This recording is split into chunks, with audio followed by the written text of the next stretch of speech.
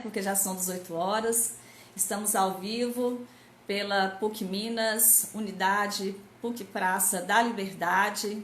E temos um convidado muito especial hoje, professor Marcos, que vem falar para a gente sobre uma temática muito importante, né? Nós vamos conversar com o professor Marcos sobre famílias e novas tecnologias. Então, é um assunto deveras importante e que hoje nós vamos fazer, né? Trazer algumas provocações para todos vocês.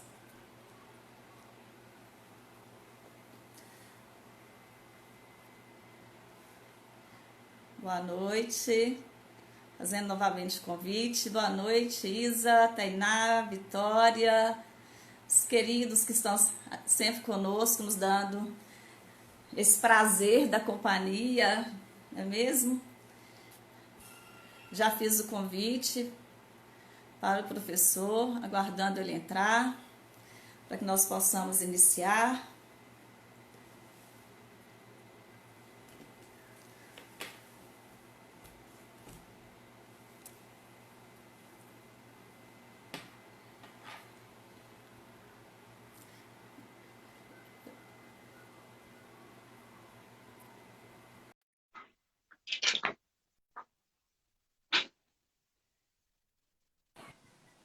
Muito boa noite, professor Marcos, seja muito bem-vindo. Boa noite, professora Cláudia. Obrigado pelo convite. É um grande prazer estar aqui nesse projeto tão legal. Parabéns pela iniciativa. Eu venho acompanhando aí nas redes sociais, temas super atuais, debates francos, conversas leves, com muita informação. Meus parabéns. Agradeço muito, professor. E para poder brilhantar, né, a nossa universidade, é uma alegria recebê-lo aqui, né? A professora Carolina Brochado esteve aqui semana passada e falou que além de toda a sua capacidade jurídica, de todo o seu trabalho jurídico, que é impecável, ela falou assim, olha, o Marquinhos é daquelas pessoas que é extremamente solidária e que ele arrasta todo mundo, né? Ele é uma pessoa que gosta que todos subam junto com ele, né? Eu achei assim, Essa é a super ideia. linda essa fala dela, né? Eu acho que a gente hoje tem um grupo muito legal e ninguém faz nada sozinho, Cláudia. A gente está numa situação de cada vez mais valorizar a cooperação. Valorizar esse compartilhamento de saberes e um trabalho coletivo. Porque você veja, são tantas mudanças, tão rápido, tá? Tantas coisas acontecendo, a gente não vive numa ilha. E a tecnologia mostra isso pra gente. Tudo que a gente faz tem um resultado, tudo que a gente faz tem uma consequência, tem um impacto.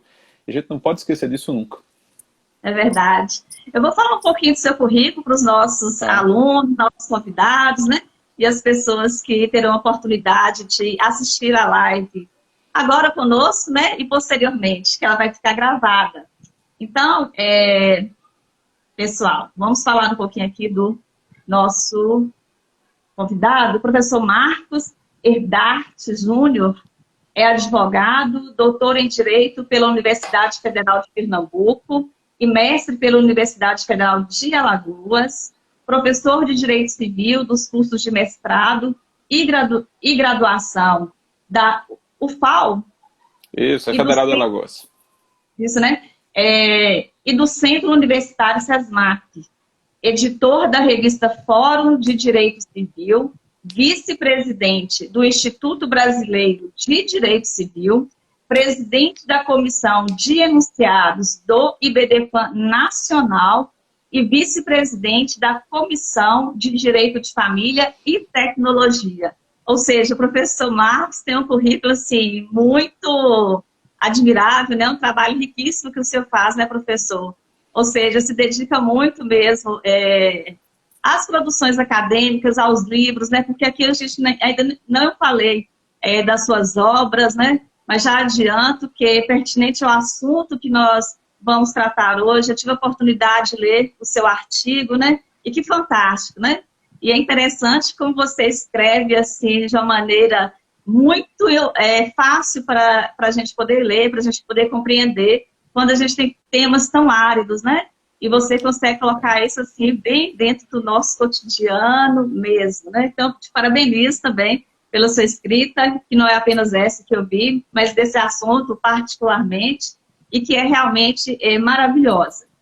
Então, professor Marcos, nós vamos conversar sobre famílias e novas tecnologias. E eu já aproveito para dizer que os nossos alunos amam direito de família. Quando os grupos de estudo, sempre nós temos uma quantidade de pessoas bem significativa, interessadas em conversar, em pesquisar sobre direito de família. Na finalização do curso, né, com as ficará salvo. Com os TCCs não é diferente, né? As pessoas sempre procuram escrever sobre direito de família, além de ser um tema que seduz muito o aluno. Eu acho que essa sedução vem justamente pelo fato de que é muito próximo, né? Nós estamos em ambientes familiares, nós conhecemos pessoas que têm problemas diferentes. E antes que a gente entre propriamente no assunto, né? Eu vou comentar que eu coloquei uma foto de um sobrinho de 7 anos e outro de 8 anos no meu Instagram. E aí eles falaram comigo, você me pediu autorização? Que bom. Então a gente já está vendo que a conscientização, as novas gerações estão melhor do que a gente nesse ponto, elas estão tendo mais consciência disso. Isso é bom, Cláudio. Agora, sabe o que é que eu acho porque o pessoal gosta tanto desses assuntos? É porque é diferente do direito penal, direito administrativo, tributário. Quando a gente fala de civil, a gente fala da vida da gente. Eu digo assim nas minhas aulas, olha, eu adoro direito penal, nada contra. Mas quando eu abro o livro de penal e eu vejo o que acontece com as vítimas, eu não quero ser a vítima. Mas eu também não quero ser o autor da ofensa e ter que sofrer a pena. Mas quando você abre um livro de família, você abre um livro de contratos, você abre um livro de parte geral, você se enxerga naquilo, porque aquilo é o dia a dia de cada um. Então, quanto mais fácil você conseguir explicar as coisas, quanto mais objetivo você for, quanto mais claro você for na sua fala, melhor. E sempre tem um parente, né, Cláudio, dizendo assim, a pessoa está no primeiro período da faculdade, ele já está perguntando acho que você é um vadimeco ambulante, está perguntando sobre previdenciário, sobre tributário, sobre direito de família. Sempre a gente está às voltas com alguma consulta das pessoas mais próximas. Então, para o pessoal que está aí preocupado se vai ficar gravado ou não, vai, mas isso aqui é só provocação para vocês, que o objetivo é que vocês, a partir da nossa conversa, possam refletir um pouquinho sobre uma coisa que antigamente era assim, há 4, 5 anos, quando as pessoas começavam a chamar a gente para conversar sobre tecnologia, era como se tivesse a sua vida e a tecnologia. Só que a gente tem que entender que a tecnologia está incorporada na nossa vida. E não está incorporada da agora. Se a gente parar para pensar, desde as primeiras revoluções industriais, que a gente vem num crescente de uso de tecnologia. E se eu voltar no tempo, hoje eu não me imagino indo para um lugar sem consultar o meu aplicativo de navegação no celular para saber qual é a melhor rota para ir.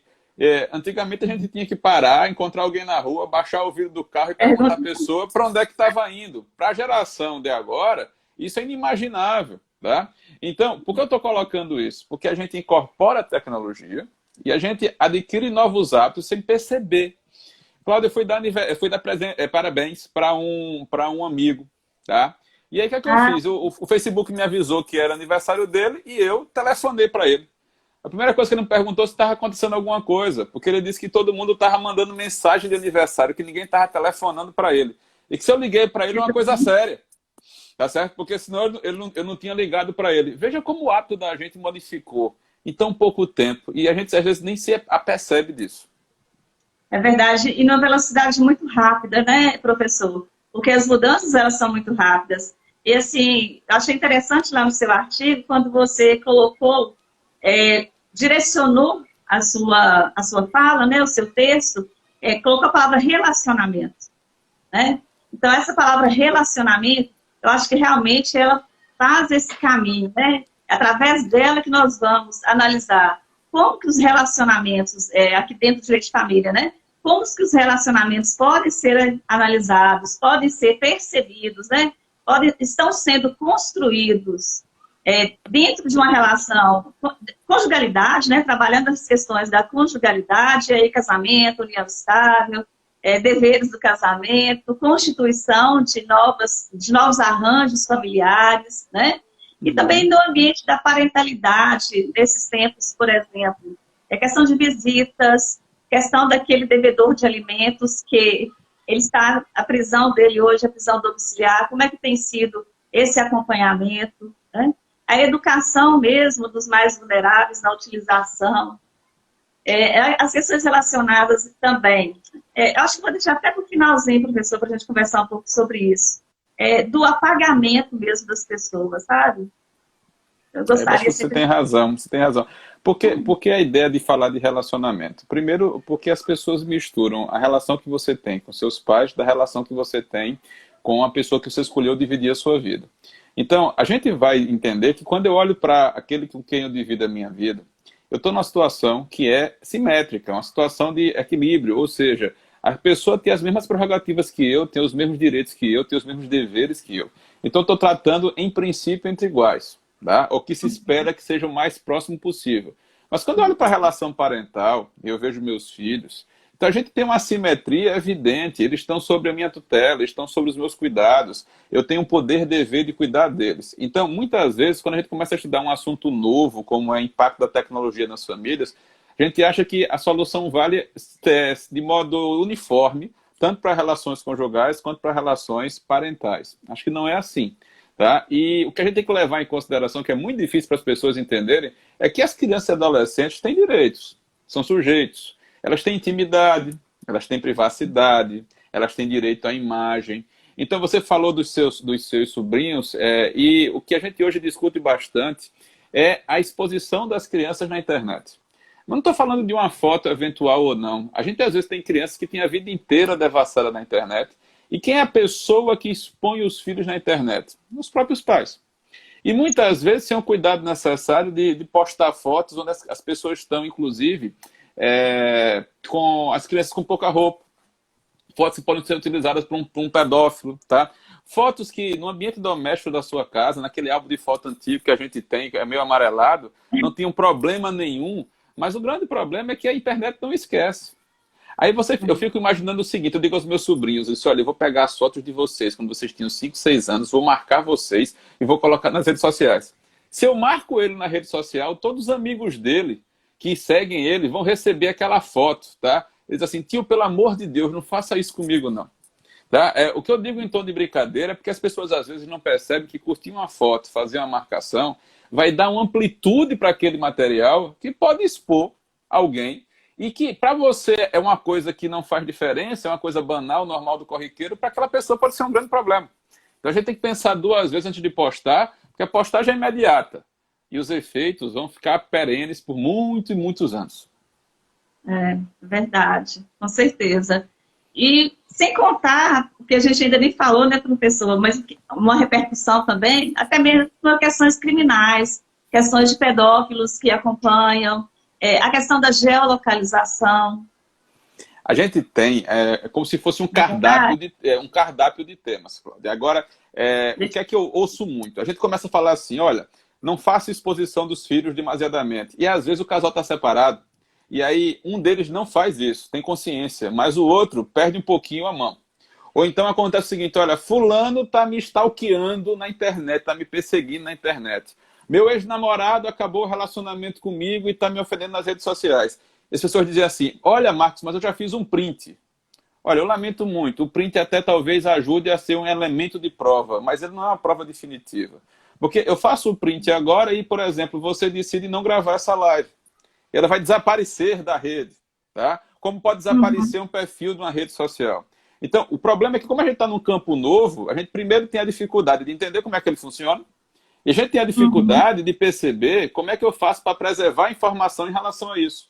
Se eu tiro uma foto do meu celular e mando imprimir essa foto, Cláudio, a foto impressa, ela não tem as mesmas características da foto que está no meu computador ou no meu celular. Porque o arquivo digital tem muito mais informações do que aquela representação impressa. O arquivo digital me diz que máquina eu tirei a foto, qual foi o horário, qual foi a coordenada do GPS. E isso pode ser útil como prova no processo. Aí você fala assim, Marcos, monitoramento. Eu posso, pelo meu celular, saber se os meus filhos estão na escola ou não. Eu posso saber se eles estão usando o dinheiro que eu dei a eles ou não, por conta da conta do cartão de crédito. Tá? Eu posso programar meu celular para me avisar se eles se afastarem de uma determinada área ou não. Mas isso eu estou fazendo à distância, preservando o equipamento deles. Só que muitos pais têm a senha dos filhos da rede social. Muitos pais têm a senha dos filhos do e-mail. E a gente tem uma situação super curiosa que a maioria das plataformas de redes sociais estabelece uma idade mínima para acessar. 13 anos ou 16 anos. E a gente tem muitas crianças de 9, 10, 11 anos com perfis nas redes sociais. A gente tem qualquer pessoa.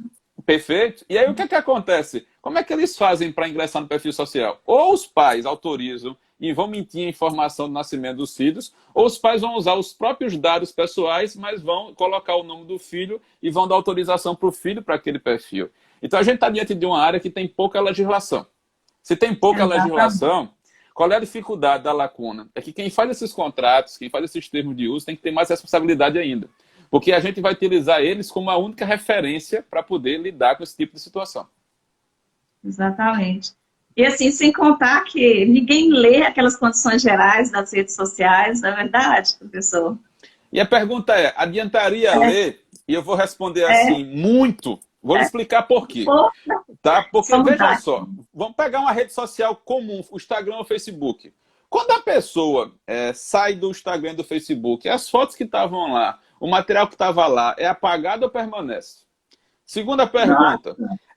Se eu tenho uma conta no YouTube, eu sou músico, eu uso para gravar minhas atividades, eu dou uma aula e sou remunerado pela utilização daqueles vídeos, porque tem links patrocinados ali. E de repente eu tenho o corona e eu fico internado e durante alguns meses em coma eu não consigo acessar essa conta e alguém precisa acessar a conta porque o meu rendimento financeiro vem daí. Quem é que tem autorização para mexer nessas informações? Hoje, Cláudia, muitas dessas coisas estão relacionadas aos contratos de uso. E as pessoas estão tão acostumadas com o mundo físico que acham que a transposição é imediata. Por exemplo, aqui atrás estão meus livros. Eu comprei, são físicos, são meus. Mas quando eu compro um livro na internet, esse livro provavelmente ele não é meu. Eu comprei o direito a usar e esse direito é vitalício. Quando eu morrer, a minha biblioteca virtual não vai passar para os meus filhos, a não ser que eu tenha um contrato nesse sentido. Eu tenho recebido gente no escritório que descobre isso do pior jeito possível. Depois que a pessoa se foi e ele está contando com aquilo, aí ele descobre que não vai ter direito àquela situação. E aí começam os problemas. E aí o judiciário vai ser chamado para lidar com um assunto que ainda não tem uma lei específica que resolva a questão. E assim, tem até uma aluna, né, professor? Eu cheguei a comentar com você. Eu até peguei aqui o meu iPad para poder acompanhar as perguntas, viu? Então eu só abaixei para poder verificar, viu, professor? Uma aluna, né, ela até pediu que a gente pudesse tocar um pouquinho dessas questões relacionadas, né, à herança digital. E assim, eu acho que mais me preocupa com relação à herança digital, claro que a gente tem as criptomoedas, você tem questões econômicas importantes que precisam mesmo de uma abordagem, né, com relação à herança digital.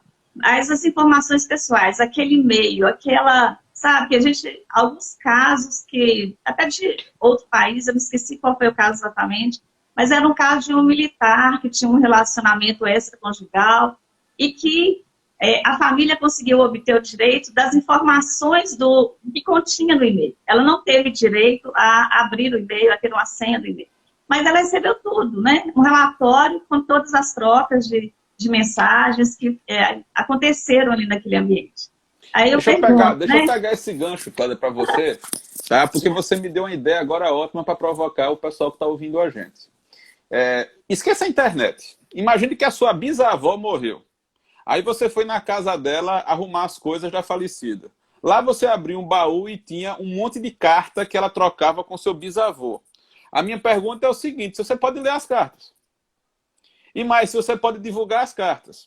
Eu estou fazendo essa provocação, Cláudia, porque, veja, na ausência de uma lei específica, o que a gente tem é um Código Civil analógico que se aplica ao mundo digital.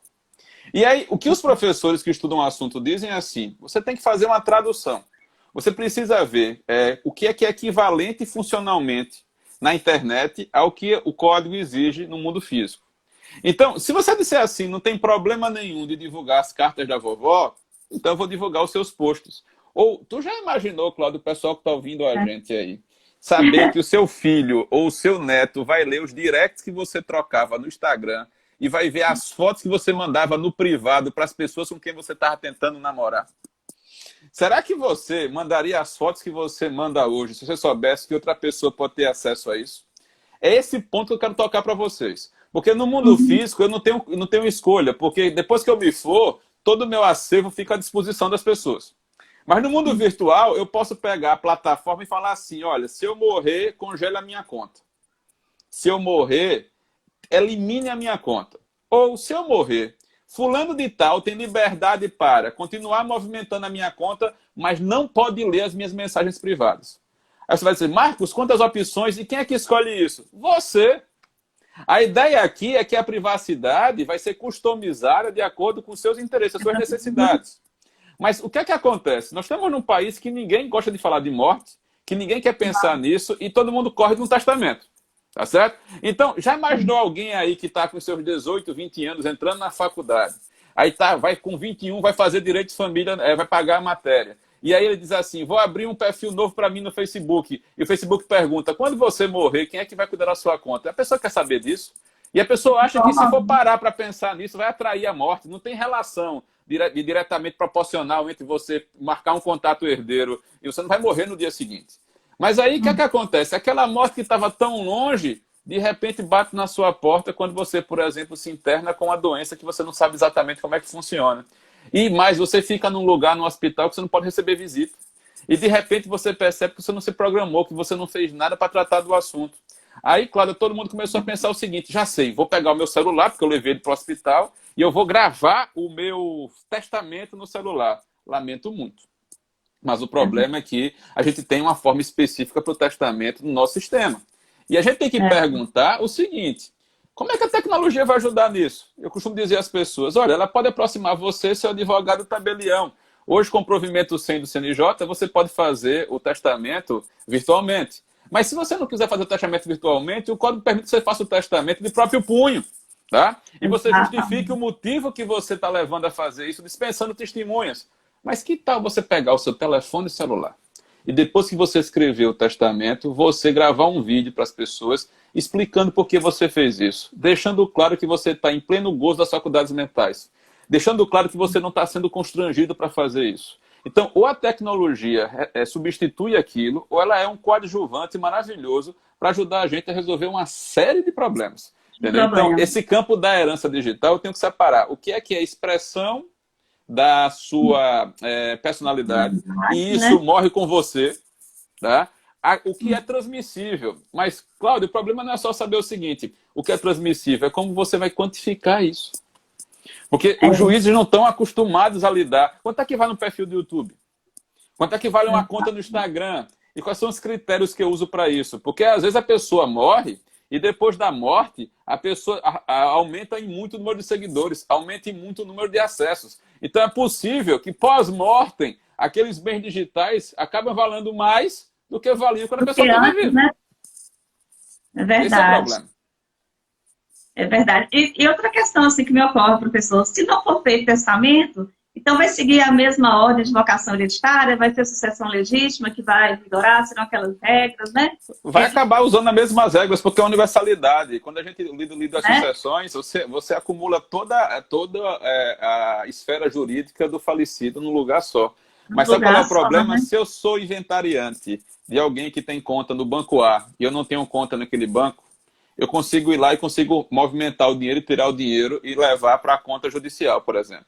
Mas se eu não tenho perfil no Facebook ou no Instagram e o falecido tem, e eu quero ter essa informação, obrigatoriamente vão me mandar fazer um perfil para poder ter acesso. Isso para mim não faz sentido. Eu não posso obrigar a pessoa a ter uma conta numa plataforma, tá?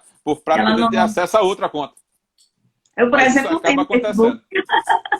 Perfeito, tá certo? Mas veja, você tem o Facebook indiretamente, porque nós estamos no produto Facebook. E a notícia é que eles começaram a integrar as plataformas, que daqui a algum tempo vai ser uma coisa só.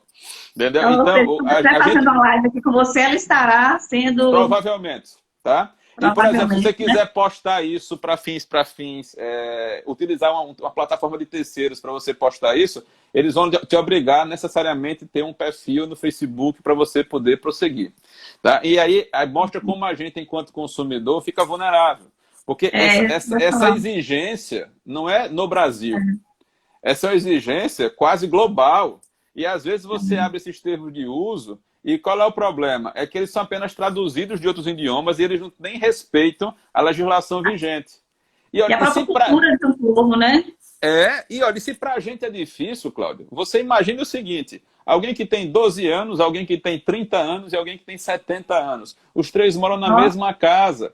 E o que é que acontece? A gente fica tirando brincadeira com o vovô e com a vovó, que só sabe usar o telefone para ligar e receber, que não consegue abrir um aplicativo. Mas, pessoal, isso é muito mais sério, porque se a gente há 30 anos falava que o mundo se dividia em quem era alfabetizado e quem não era alfabetizado, hoje a gente vai dividir o mundo em quem tem acesso à internet e quem não tem acesso à internet, mas, além de ter acesso, você precisa ter condições de se expressar na rede, de entender o que está acontecendo. E todo mundo já ficou numa fila do caixa eletrônico vendo alguém com dificuldade na frente do caixa. Tá? Todo mundo tem um parente em casa que tem dificuldade. Golpes até por isso, né? Perfeito. Tá? Então, o primeiro que fala assim, eu te ajudo, a pessoa vai e entrega tudo, né?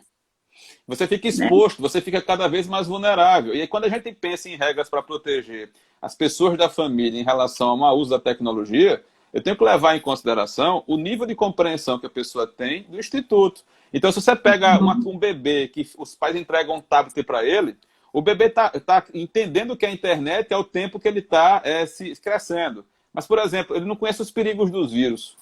Ele não conhece os perigos, tá, de pessoas que se passam por outras. Eu sentei com minha filha essa semana, a Cláudia disse assim, você está com as amigas novas na internet, né?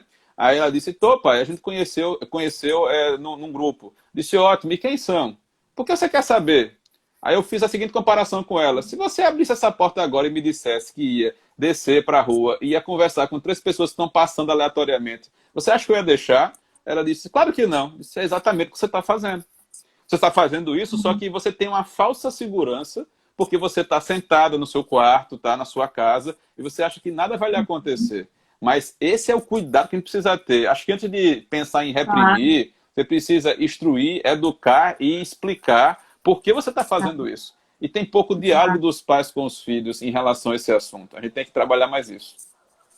Trabalhar, e assim, porque eles precisam de uma ferramenta super necessária, inclusive, assim, eu acho que os pais talvez precisem também dessa educação digital, porque não tem, né? E aí, quando a gente conversa, quando você lembra dos idosos e que a gente lembra da exclusão, né? A exclusão digital, aí eu fiquei me lembrando, assim, do princípio da solidariedade familiar mesmo, sabe? Então, esse princípio da solidariedade familiar, ele também não levaria, por exemplo, a pessoa a ter um pouco mais de paciência com seus idosos, porque muitas vezes eles são muito interessados. Eu me lembro, assim, do meu pai, ele faleceu em 2004, e ele esteve na minha casa em Belo Horizonte em 2001, e assim, ele ficou tão encantado com o computador, com tudo, ele queria aprender tudo, que assim, nós somos uma cidade do interior muito pequenininha, onde assim, hoje a internet chega, né? Mas antes não. E ele, assim, curioso e interessado a aprender, né? Ele já tinha quase 70 anos na época, sabe? E eu fico pensando, será que hoje, assim, também, eu não vou dizer os adolescentes e crianças, né? Mas os jovens, esse cuidado, essa atenção para tentar incluir, né? Porque nem vamos dizer aqui da questão da exclusão econômica e social, porque nós sabemos que esse também é um problema grave, principalmente agora nos tempos de pandemia, que muitas crianças e adolescentes precisam estudar, né? Escolas estaduais, escolas públicas, e eles não têm equipamento para isso. Além de não ter internet, às vezes é um celular para a família inteira, né? Então são outras questões também complexas e que devem ser trazidas ao debate, né, professor? Eu acho que a questão aí, claro, que a gente tem que falar é o seguinte, quando eu falo de direito de acesso à internet, eu não estou falando só do conhecimento para poder manusear os equipamentos, eu estou falando também da infraestrutura. É a conexão da internet, é o computador que você vai acessar a internet, e muitas vezes eu estou em ações de alimentos, por exemplo, e aí quando você vai fazer a planilha dos gastos, aí você coloca internet e banda larga, e a pessoa diz, não, isso é supérfluo, isso é luxo, tá? Internet hoje é informação, internet hoje é forma de expressão. Então, ela garante que você tem um espaço democrático. Isso tem que ser levado em consideração. Mas o problema é, enquanto eu tenho filhos menores, o que eles fazem na internet acaba ficando de responsabilidade dos pais. Mas se eu perguntar hoje a algum pai que esteja ouvindo a gente aí, se ele sabe exatamente o que o filho e a filha estão fazendo na internet nesse momento, eu acho difícil ele responder. E aí ele vai dizer assim, não, mas eu tenho o perfil do meu filho. Eu disse, o perfil que ele disse é você que ele tem. E os outros que ele criou e você não sabe que ele tem? Qual é o controle que você tem em relação a esse assunto? Porque eles acabam se desenvolvendo mecanismos de defesa em relação a esse tema aqui. E me preocupa muito, Cláudia, na minha cidade agora, a gente teve um problema, um pouquinho antes da pandemia, de um grupo de adolescentes, meninas entre 12 e 14 anos, que resolveram se desafiar. Fizeram um grupo no WhatsApp e cada uma tinha que mandar uma foto pelada, o famoso nudes para o grupo, tá? Que era a condição de entrar no grupo. Até que uma delas vazou as fotos. E aí, qual é o problema que eu tenho? Eu tenho um conteúdo sensível aqui, tá? E eu tenho um prejuízo para a imagem dessas crianças, dessas adolescentes, durante muitos anos aqui. E aí, veja, a gente está num momento no judiciário brasileiro curioso. A gente tem uma lei, que é o Marco Civil da Internet, é uma lei de 2014, que diz que essa é a única hipótese onde a pessoa que se sente prejudicada com violação de conteúdo sexual pode pleitear diretamente aos provedores de serviço a exclusão daquele conteúdo. Mas se, por exemplo, alguém cria uma notícia falsa a seu respeito ou a meu respeito, ou se alguém cria uma ofensa a outra pessoa, eu posso pedir a exclusão à plataforma, mas a plataforma me respondeu o seguinte: eu tenho que respeitar a liberdade de expressão. Se você quiser a exclusão desse material, você vai precisar buscar uma ordem judicial. Até aqui tudo bem. Eu vou buscar a ordem judicial, vai ter contraditório, eu vou pedir à plataforma para fazer isso. Aí vem a discussão de quanto tempo entre a ordem judicial e a efetiva exclusão a gente vai esperar. Porque como na internet tudo é imediato, ficar 2 ou 3 horas o link aberto, tá, pode ser um prejuízo definitivo para a vida da pessoa. Mas vamos imaginar que aquele link foi excluído. Cláudia, quem está assistindo a gente aqui deve ter centenas de fotos no celular e ele não sabe o nome que ele deu às fotos. E quando ele precisa procurar uma foto, ele fica lá horas olhando para ver se ele acha aquela foto. Porque o nosso sistema de indexação de informação é pelo nome arbitrário que a gente escolhe. Se eu pegar a foto de nós dois aqui e colocar final do Campeonato Brasileiro e postar na internet, a pessoa não vai perceber de cara que o conteúdo da foto não tem nada a ver com o nome que eu dei para a foto. Então, a dificuldade de você controlar o material na internet é que as pessoas atribuem o nome que quiser e eu não tenho como saber do que é que se trata se não abrir. E aí a gente tenta imputar para o provedor a responsabilidade de eliminar esse conteúdo. E ele te responde assim: olha, eu não tenho controle prévio do que você publica. Então, você que dá o nome que você vai publicar e eu admito a publicação. E a minha plataforma diz que se você abusar, eu vou te excluir. Ou seja, o controle é a posteriori. O controle não é a priori. E isso, por exemplo, nesse ano de eleições, vai ser um desafio. Tá? Porque a gente vai ter uma série de problemas envolvendo justamente essa imediatidade do controle.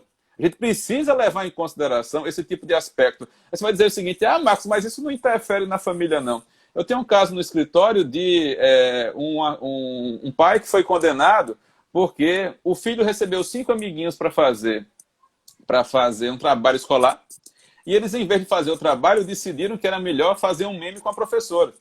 Então eles fizeram um meme com a professora e eles dispararam para todos os amiguinhos na escola. E aí o que é que acontece? A escola conseguiu, com a professora, pedir uma perícia no material e chegou até o endereço físico do computador onde foi disparado aquilo. E o pai diz assim: olha, eu respondo pelo WhatsApp, meu filho, mas tinha mais 5 crianças aqui de outros pais. E a gente não sabe quem foi que fez, porque um fica jogando a responsabilidade para o outro. O juiz olhou para ele e disse assim: é o seu computador, é a sua casa, você deixou um computador na mão de 5 crianças sem supervisão, você responde, você paga a conta. Tá? Mas é então, isso mesmo. Essa questão da supervisão é muito importante, né? Essa questão do limite, essa questão de cumprir os deveres da autoridade parental, né? Lembrando aqui a Carolina mais uma vez, né? Mas me diga uma coisa, qual é a supervisão que você vai ter? É sobre a sua personalidade física ou sobre o seu avatar? Porque hoje em dia, se eu perguntar... é outra questão seríssima, né? Eu estou aqui vendo os nomes que as pessoas estão colocando aqui. E aí, esse nome você escolheu para ser o seu perfil. E por que eu estou dizendo isso? Porque nem sempre esse nome que está aqui corresponde ao seu nome de batismo. E a gente tem o direito da personalidade, é o nome e a proteção dele. E a discussão é se eu vou ter uma projeção dessa proteção do nome ao nome que você usa aqui na internet. Porque, pessoal, tem gente que eu conheço mais pelo nome da internet do que pelo nome de batismo. Se a pessoa chegar e se apresentar para mim pelo nome de batismo, eu não vou saber quem é. Porque eu lido com ela no dia a dia, nesse ambiente virtual aqui. E aí, nesse ambiente me permite ter vários perfis diferentes. Esse é mais um problema. E a gente tem os jogos de realidade virtual, de realidade aumentada, que vão fazer o seguinte: eu no perfil do jogo eu posso ter outra idade, eu posso ter outra orientação sexual, eu posso morar em outra cidade. Mas eu estou com um caso, Cláudio, interessante. Veja, o casal está se divorciando. Um dos motivos do divórcio é que a vida em comum ficou insuportável. E ela narra o seguinte: que ele chegava em casa à noite, em vez de ficar com ela conversando ou ir no quarto, em vez de eles terem um relacionamento verdadeiro, ele ficava no computador. E ela descobriu pela fatura do cartão de crédito que ele estava pegando dinheiro da conta conjunta para comprar moeda virtual para um jogo. Só que como o valor era muito alto, ela estranhou, ela aproveitou um dia que o computador ficou aberto, que ele saiu para pegar um copo d'água, e ela foi bisbilhotar. E ela descobriu que no jogo, o avatar dele tinha casado com o avatar de outro jogador. E que ele tinha gastado dinheiro no cartão de crédito dela para poder comprar as moedinhas, para poder ter um espaço maior dentro do jogo. Tá? E a discussão agora é a seguinte, isso é traição, Cláudio? Ou não é traição? Tá? Porque quando a gente discute traição, eu não estou falando de conjunção carnal, não estou falando de beijo e abraço. É o respeito, tá? É a violação do plano, do projeto de vida em comum. Então, a gente hoje começa a discutir relacionamento virtual, traição, tá certo, virtual. A gente começa a discutir a possibilidade de convivência virtual. Só que o grande problema é que toda a gente fala de relacionamento, quando a gente fala de união estável, quando a gente fala de casamento, a gente parte do princípio que essa é uma escolha voluntária das pessoas. Mas quando, por exemplo, começa o distanciamento social do corona e eu fico trancado no lugar e peço para minha namorada vir ficar comigo, a minha pergunta é se essa foi uma escolha voluntária dos dois ou se isso foi a contingência daquele momento. Porque o juiz pode interpretar que já que você está morando junto aí com sua namorada há 3, 4 meses, que vocês têm uma união estável.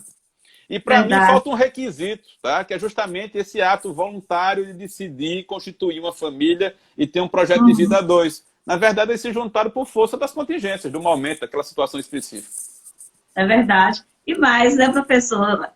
Seria possível, então, nós falarmos, né, de constituição de famílias, de união estável, dentro de um modelo virtual mesmo? Ou seja, entender o afeto no sentido mesmo de formação de família, ali dentro, ânimos de família, com todas as características próprias, dentro do ambiente virtual, já que nós sabemos que hoje os relacionamentos, eles crescem muito dentro do ambiente das redes sociais, e, né, de redes, aliás, que tem, eu esqueci o nome agora, né, mas tem umas plataformas de namoro, alguma coisa assim, né, umas redes específicas. Várias. Né?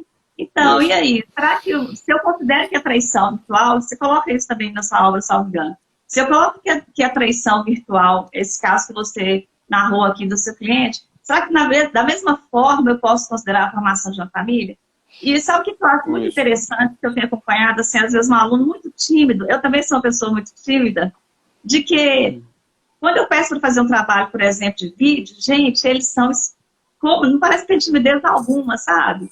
E aí eu acho que talvez esse encorajamento, ele venha também para as questões afetivas. Às vezes você coloca, você fala algo que você jamais falaria presencialmente, olho no olho, entendeu? Mas você está confortável em casa, a porta está fechada, não tem ninguém ali com você. E essa falsa ideia de segurança é o que a gente chama de expectativa de privacidade. Então as pessoas acham que elas podem falar qualquer coisa, elas podem dizer qualquer coisa. O que eu posso dizer é o seguinte, eu não conheço no judiciário brasileiro um caso de reconhecimento de nenhum relacionamento 100% virtual. O que a gente tem que levar em consideração é que o casamento já teve a época que se exigia coabitação. E aí a gente evoluiu na jurisprudência para entender que não tem que morar junto para poder você considerar alguém com relacionamento, por exemplo, a união estável. Depois a gente evoluiu para dizer que o relacionamento não tem nada a ver com procriação. Se não tem nada a ver com procriação, você não precisa ter relação sexual para poder você ter um relacionamento. Mas é necessário que você tenha estabilidade. Ou seja, você não pode ter vários relacionamentos simultâneos, em princípio. 2, tem que ser durável. 3, você precisa ter a intenção de construir família. E o que é que significa isso? Ter um projeto de vida a dois. Então, hoje, a nossa curiosidade é saber se o judiciário vai admitir uma relação que começou integralmente virtual. Quantas pessoas namoram à distância com pessoas que estão em outros países? Que estão distantes milhões de quilômetros. Você vai dizer assim, não pode. Ah, mas se eu casar e na semana seguinte me mudar para 500 quilômetros de distância e passar os próximos 3 anos conversando pelo Facebook ou pelo FaceTime, eu tô casado ou não estou casado ainda? Então, a discussão aqui é de reconhecimento do Estado. É mais fácil você tentar reconhecer esses relacionamentos 100% virtuais no campo da união estável. Porque no campo do casamento, o reconhecimento estatal se dá no início. O ato solene é para iniciar o relacionamento. Mas na união estável eu posso fazer o reconhecimento a posteriori, porque a situação é fática, não é jurídica, tá? Para mim, a maioria desses arranjos falta a intenção de constituir família, não é uma situação duradoura. Nesse ponto, hoje, atual, ainda não daria para falar nisso, nessa incidência que as pessoas estão colocando, ou nesse receio de que, de repente, agora vão tirar print das minhas conversas e vão usar. Mas eu vou usar contra você aquela foto que você viajou e está com um carro importado, ou que você foi para o exterior, ou que você foi para um show que o ingresso custava o preço de um rim, e aí depois você vai pagar a pensão alimentícia e você diz que é pobre na forma da lei. E aí a pessoa chega na frente do juiz, Cláudio, e diz assim, sabe? Não, vai, veja bem, o carro era do meu amigo, a fazenda é do meu cunhado, isso aqui é emprestado, não é nada meu. Preste atenção, você postou como se seu fosse. Então você está mostrando sinais exteriores de riqueza. E se você postou e deu a entender que era seu, eu vou interpretar contra o seu comportamento. Eu não vou interpretar dizendo, eu vou perguntar o que, é que você estava pensando. Eu vou analisar que você socialmente se mostra como alguém que você pode ter aquilo, tá? Só que isso tem limite, porque a rede social é o espaço do arco-íris, tudo dá certo. É o espaço onde está todo mundo feliz, todo mundo é bem-sucedido, e raramente você vê a pessoa colocando a verdadeira face que está acontecendo. E aí é importante, Cláudio, que o juiz que for julgar o processo, que o promotor que for analisar o caso, ele tenha vivência na rede social. Eu posso perguntar ao pessoal que está assistindo a gente aqui se ele realmente conhece todo mundo e quem ele é amigo no Facebook. E se todas aquelas pessoas são amigas íntimas dele. Um europeu, Cláudia, tem menos de 100 amigos no Facebook em média. O brasileiro vai ter 3, 4 vezes mais isso. Porque a gente acaba adicionando todo mundo. Tá? E aí imagine que daqui a 2 meses eu vou para uma audiência e tem lá uma testemunha, eu sou advogado, eu vou olhar o Facebook da testemunha e dizer, pode parar que ela é amiga do réu ou do autor no Facebook, então ela tem interesse aqui, eu quero contraditar a testemunha. Será que eles são efetivamente amigos mesmo? Então, essas questões da tecnologia vão impactar no dia a dia do fórum, tá? E a gente tem que estar atento para isso. É verdade. E essa questão das curtidas, dos amigos, né? Da falta, talvez, até de uma seriedade com isso, né? Eu acho que é necessário. Muitas pessoas, se elas verem uma postagem uma leitura um pouquinho maior, aí é uma pessoa que elas acham que é uma boa referência, vai lá e vou curtir. Não é bem assim, né? A gente tem que saber o que você está curtindo, né? Quem são as pessoas que você está seguindo ou não. É claro que qualquer um de nós pode errar, né? Todos podemos errar. Também nem sei o que é certo e errado, assim, numa dimensão, não no sentido moralista, né? Mas essa questão mesmo de você ter seguidores, seguidos, que a gente abre as portas para as pessoas, né? Você falou de uma coisa tão legal, Cláudia. Você está acompanhando, que eu sei, as discussões sobre a cultura do cancelamento. A gente está vivendo um momento esquisito. Porque é o seguinte, imagine que eu vou fazer uma prova de matemática. Aí me pedem para fazer a tabuada do 8. Aí eu boto 8 vezes 1, 8 vezes 2, até 8 vezes 9. Aí o professor vai corrigir e eu errei 2. Bom, mas eu tinha 9 opções, eu acertei 7 e errei 2. Vão me julgar pelas 2 que eu errei e não pelas 7 que eu acertei. E parece que a pessoa vai ser julgada sem contraditório, sem possibilidade de falar, tá? Sem defesa, e mais, a pena é perpétua, que faz assim, esta pessoa não presta porque ela errou, então todo mundo agora tem que deixar de seguir ela, ninguém mais pode falar com ela, e quem não fizer a mesma coisa que eu estou fazendo, também vai se tornar meu inimigo. Está faltando tolerância para as pessoas entender, tá? Que se você quer decidir deixar de seguir a pessoa, a decisão é sua, mas compelir os outros a fazer isso e ficar cobrando as pessoas, porque segue fulano ou segue Beltrano, cada um tem sua privacidade, cada um tem sua intimidade e tem seu espaço de liberdade que não pode ser violado. Exatamente. As pessoas parecem que querem tirar o que aquela pessoa que agora está sofrendo isso tinha de melhor para lhes oferecer. Agora, sim, eu não conheço, eu nunca vi. E eu acho isso muito perigoso, principalmente para nós, que somos professores, para quem está dentro do direito, porque se nós falamos da importância do contraditório, como é que nós vamos levantar essa bandeira? Né? Sei que a pessoa tem a oportunidade. Então, isso me preocupa bastante, sabe, professor? E, assim, dentro aqui do nosso tema também, talvez a gente pode colocar isso, inclusive, na perspectiva de pai, de criança, que pode sofrer até mesmo uma alienação parental, né? A partir de algo que apareceu ali, aí a mãe já começa a construir construir, né, ou o pai, ou construir informações, falsas memórias com uma criança. Agora, como é que isso pode, assim, ser complicado e pode comprometer a vida de uma criança, de um adolescente, né, por quantos anos? Por uma vida inteira? E você falou de alienação. Tem uma coisa que está curiosa agora no distanciamento social. Vê se você concorda comigo. O juiz diz assim: por segurança, é melhor que a criança fique 3 semanas com um e depois 3 semanas com o outro. Então, a gente pegou as guardas compartilhadas e elas viraram praticamente guardas alternadas. Tá? Justamente porque nessas 3 semanas, se alguém tiver sintoma de doença, ele se manifesta e você não corre o risco de você contaminar o outro núcleo familiar. E aí, para você matar a saudade, você vai fazer visitas virtuais. Tá? Mas como é que eu faço visita virtual com meu filho de 3, 4, 5 anos? Eu vou ter que ligar para aquela minha ex-esposa ou para aquele meu ex-marido para poder ele chamar a criança para me colocar para conversar com aquela criança. Me diz uma coisa, Cláudia, ele vai deixar o telefone com a criança e vai sair ou vai ficar ouvindo a minha conversa com a criança? Quer dizer que eu não vou ter mais intimidade com meu filho para conversar com ele? Quer dizer que eu só posso me se relacionar com meu filho através daquela outra pessoa, tá? Aí aquela pessoa sabe que está perto da hora de eu ligar, ela desliga o celular dela. E como é que eu vou ter contato com aquela criança? Então, a gente passou agora por um momento difícil nas horas de família. Os juízes diziam assim, olha, é no melhor interesse da criança, para preservar a saúde dela, que momentaneamente esse acordo de guarda que você tem, essa convivência, ela vai ser revista. Tá? Mas não na conveniência dos pais, mas no interesse da criança. E é fácil, você pode fazer uma videochamada com a criança. Talvez para o adolescente seja fácil, ele tem o telefone dele, você pode ligar para ele, tá? E você conversar direto com ele. Agora, Cláudia, me diga uma coisa. Se eu tinha a expectativa de ficar com meu filho 2, 3 vezes por semana, e aí o juiz disse que eu ia demorar 4 semanas, 1 mês, para poder ficar com meu filho, quantas vezes por dia eu posso ligar para o meu filho por videochamada para poder conversar com ele? Porque o outro tem uma vida também. Então, eu estou vendo alguns juízes estabelecendo decisões que são uma bomba relógio. Fica assegurado sempre que o pai quiser e for possível conversar virtualmente utilizando a plataforma tal com seu filho. Pronto, escravizou o outro. Porque o outro tem que ficar lá. E muitas vezes só tem, como você falou muito bem, um computador na casa, um celular na casa. Como é que eu vou fazer isso?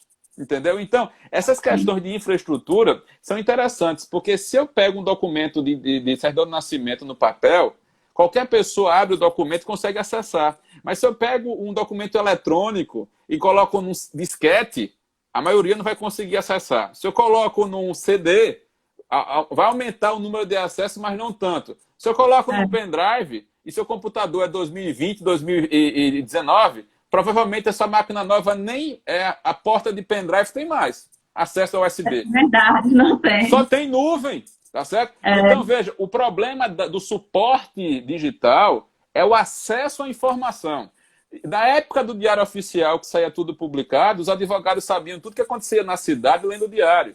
Hoje eu recebo o recorte eletrônico das minhas ações e das ações que eu escolher. Então, a parte tem dificuldade de ter acesso aos autos eletrônicos. E esse tipo de acesso de informação de transparência para as varas de família é essencial. Com certeza. E realmente gerou umas situações muito complexas, né? E também, assim, no que se refere à questão das dívidas de alimentos, né, professor? Sim. Olha, a tecnologia faz o seguinte, você pode estar sem trabalhar, começar com um negócio tecnológico e ganhar mais dinheiro ainda, tá? Ou você pode perder rendimento. Mas o que é que a gente tem que levar em consideração? Você não está indo para a escola. E o que você gastar de transporte escolar, você não está gastando mais, tá certo? E aí você substituiu a aula física por aula virtual. E tem algumas atividades, Cláudia, por exemplo, escola de idiomas. As pessoas começaram a perceber que não tem que sair de casa para ir para a escola de idiomas, que talvez seja melhor, mais efetivo, ter uma conversa como nós estamos tendo aqui, com um professor focado só em você, cuidando da sua pronúncia. Será que quando terminar a pandemia as pessoas vão voltar para aquele método tradicional de ter que sair de casa, se deslocar para assistir a aula? Porque aí a gente vai impactar no valor da pensão. Tá? E aí a gente tem que levar em consideração isso para a realidade da família e reduzir o valor dos alimentos. Tá? E olha que a gente nem começou a falar dos alimentos para os idosos, que a gente tem que tratar, tá? E mais, quando você fala para mim família e tecnologia, a gente fez um recorte para tratar da família no mundo digital. Mas a gente tem tecnologia no sentido de inovação, tecnologia no sentido de novas ferramentas. E um desafio, Cláudia, vai ser a inteligência artificial. Um caso famoso nos Estados Unidos é o seguinte, a família comprava sempre produtos numa determinada loja. E a loja, ela tinha o login do pai, da mãe, da filha, tá? Porque o endereço era o mesmo. E a loja monitorava no aplicativo dela todas as pesquisas que eram feitas no buscador, no Google, no Bing. Para resumir a história, um belo dia o pai chega em casa e tem uma carta da loja, que é um cupom de desconto e com o nome da filha dele para produtos de bebê. E o pai ficou pé da vida, que a menina era uma adolescente, tinha 14, 15 anos, como é que a loja se dignava a mandar um cupom de desconto de produtos de bebê, insinuando que ela estivesse grávida. Ela estava grávida, Cláudia. A loja estava monitorando as informações de pesquisa dela nas redes sociais e, por conta disso, a loja mandou o cupom direcionado. Tá? Só que ela não tinha contado aos pais ainda, Cláudia. E a gente está agora na discussão na Câmara dos Deputados sobre a data de entrada em vigor da LGPD.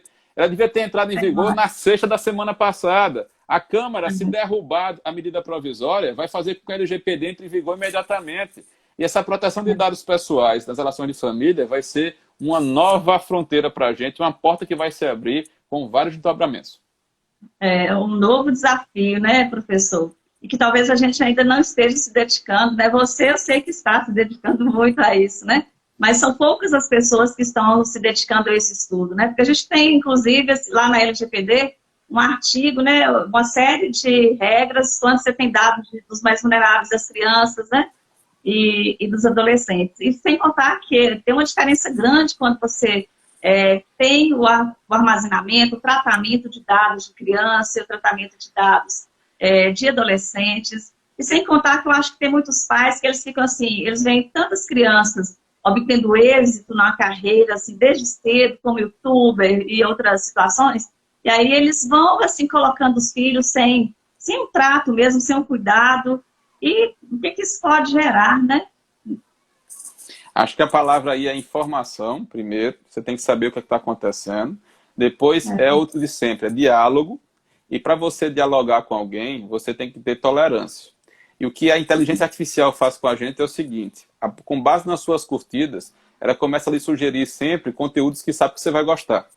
Com base naquilo que você deixa de seguir, ela começa a afastar você de conteúdos que ela acha que você não vai gostar. E isso, com o tempo, faz com que a gente vive em bolhas. Então, de repente, a gente passa o dia inteiro e a gente só recebe aquilo que a gente gosta, só convive com pessoas que pensam parecidas com a gente. Isso está fazendo com que a gente reduza a nossa tolerância. Tá? E isso decorre muito do uso que a gente tem da tecnologia. Tá? Eu fico brincando com o pessoal, vamos fazer o seguinte, vamos fazer um exercício, passe 3 dias sem acessar computador e celular. Você vai se relacionar como? Se telefone para a pessoa, vai lá na casa dela fazer uma visita. Como é que seria a sua vida? Tá? Se a gente fosse trabalhar nesse aspecto. Então, isso, a gente tem que começar a refletir sobre isso. São reflexões muito importantes mesmo, né? E, por incrível que pareça, talvez nesse momento que a gente precise mais de alguém para nos ligar, né? Muitas pessoas sozinhas em casa, idosos, pessoas que moram... às vezes o idoso, o filho teve que afastar de casa porque... Eu tenho um amigo, por exemplo, que ele é fisioterapeuta. Ele morava com os pais idosos. Como ele continua atendendo, ele foi morar no hotel. E os pais estão lá, né? E assim, muitas outras famílias, né, sofreram essas mudanças. E o que você falou é muito importante. Às vezes não é você mandar uma mensagem ou mesmo um áudio no WhatsApp. É você ligar a pessoa, já que eu vou usar a tecnologia do WhatsApp, ou mesmo aqui no Instagram, então por que eu não faço uma chamada de vídeo, né, para poder a pessoa me ver, para eu conversar com ela, para... Já que você falou de vídeo, vamos aderir à campanha para os alunos que estão ouvindo a gente. Ligue a sua câmera na aula, faça uma pergunta no microfone para o seu professor. Não deixe o seu professor a manhã inteira, a noite inteira, olhando para uma tela preta, com um monte de quadradinhos, sem aparecer ninguém, sem vida. Tá? As pessoas, você falou bem, tem gente que tem dificuldade de lidar com a tecnologia. Então a pessoa se retrai. Outros ficam super confiantes e aí começam a falar mais do que falaria. Mas a gente não tem ainda uma etiqueta de como lidar com esses assuntos direitos. Tá? Então, o que é que acontece? Será que é razoável você, numa reunião de família, ficar com a tela desligada? Provavelmente não. Mas por que as pessoas fazem isso durante a aula? Porque talvez a aula dure 3, 4 horas e você não quer se arrumar porque você está em casa, você está à vontade para aparecer em relação a isso. Então, a gente tem que começar a perceber que isso veio para ficar, Cláudia, e acho que é uma coisa importante. Em março, abril e maio, a gente achava que tudo ia passar e que a gente ia voltar exatamente para a mesma rotina. Agora a gente tem mais ou menos a convicção de que essa vida híbrida da gente, tecnológica e física, analógica, ela vai cada vez mais se estreitar. Tá? E se ela vai cada vez mais se estreitar, a gente tem que estar preparado para isso. Então, eu digo aqui para o pessoal que está usando o mesmo e-mail que usava na época da escola do 2º grau, que usava o seu apelido, tá? Que fazia uma brincadeira no e-mail. Você está crescendo, você vai ficar profissional. E aquele e-mail é a sua identidade. Então, você tem que começar a se preocupar com essa imagem que você passa na rede.